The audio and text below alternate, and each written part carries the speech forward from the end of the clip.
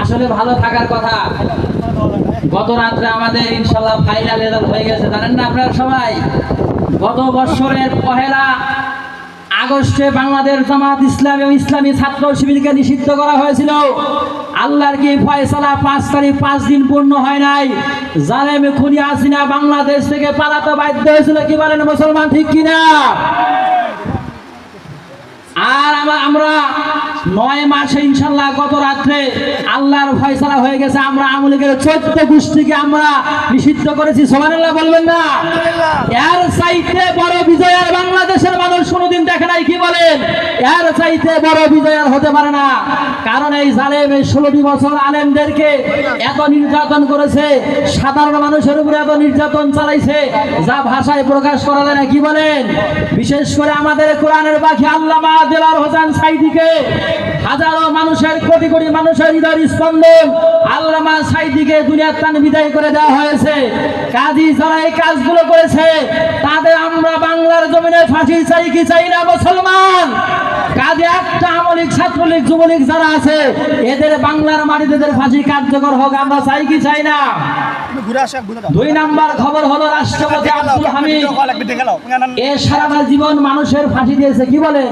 উনি ফাঁসি রায় আর উনি আর ওই রিভিউ করে মাফ করে নাই, সব রায় ফয়সালা। কিন্তু নিজে এই 86 বছর বয়স হওয়ার পরে মৃত্যুর হয়ে বোরকা পরে বিমানবন্দর দিয়ে পালাতে বাধ্য হয়েছে। কি বলেন, ঠিক কিনা?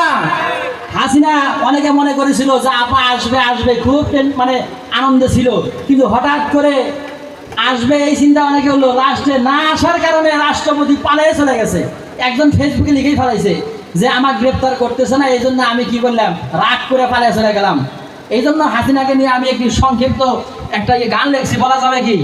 পালাইছে হাসিনা, পালাইছে, পালাইছে আপা, পালাইছে কাউকে কিছু না বলে শ্বশুর বাড়ি গেল চলে, কাউকে কিছু না বলে ভারত দেশে গেছে চলে, দুঃখ বলি কার কাছে, পালাইছে আপা, পালাইছে, পালাইছে আপা শ্বশুর বাড়ি লুকাইছে। কি বলেন, ঠিক কিনা? আসলে ঘটনা ঠিক না।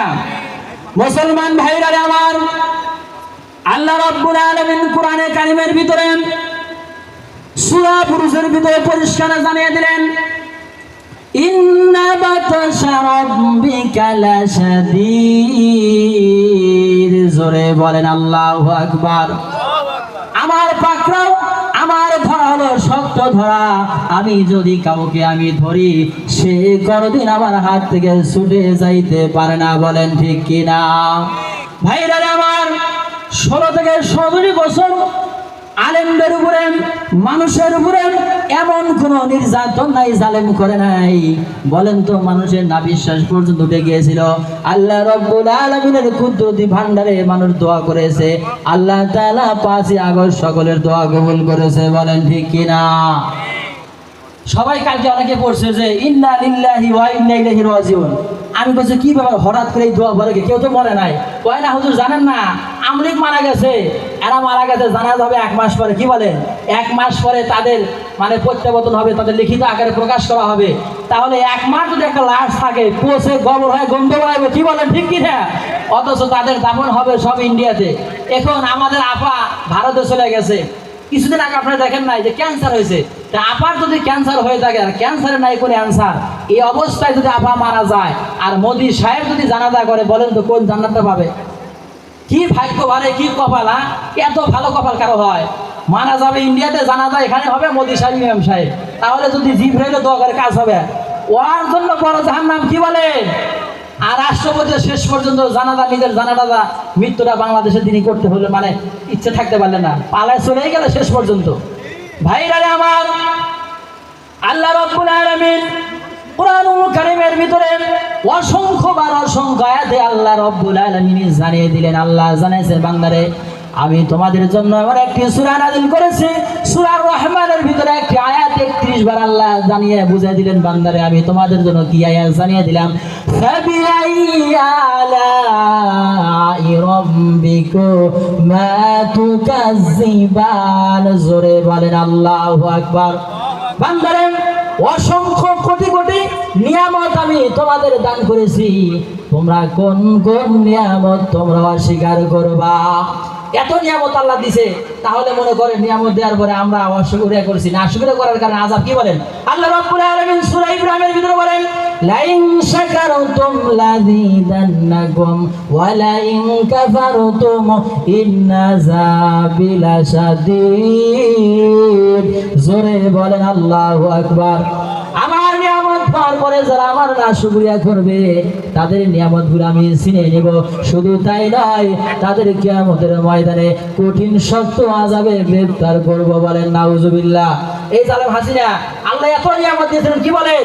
প্রধানমন্ত্রী যাকে করালো তিনি জোর করা দু একবার থাকলেন, কিন্তু আল্লাহর শুকরিয়া আদায় করে নাই। আলেমদের হত্যা করেছে, সাধারণ মানুষকে নির্যাতন করার কারণে তার আজকে অবস্থা। উনি ভারতে বসে বসে চিন্তা করতেছে, হায় কি করলাম, যদি খালি একটু আলেমদের সাথে মিলেমিশে থাকতাম, কি বলেন, তাহলে তো আমার এই কাজ হয় না। কিন্তু আলেমদেরকে নির্যাতন করার কারণে, সাধারণ মানুষের অত্যাচার করার কারণে তাদের এই পরিণতি হয়েছে। আমরা চাই যে ডক্টর ইউনূস সাহেব আপনি কালকে যে আইন করেছেন, আমরা চাই কিয়ামত পর্যন্ত আমলে নিষিদ্ধ, কি বলেন, এদের কোনো কর্মকাণ্ড, এদের কোনো কাজ যেন বাংলার জমিনে না হয়।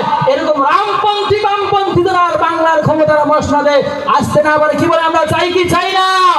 তাদের এই সমস্ত শয়তানকে বাংলার 1 ইঞ্চি